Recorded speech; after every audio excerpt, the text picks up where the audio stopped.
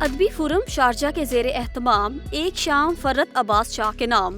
Sharjah میں ہونے والی ادبی تقریب میں معروف ادب نگاروں، دانشوروں اور لکھاریوں نے شرکت کی۔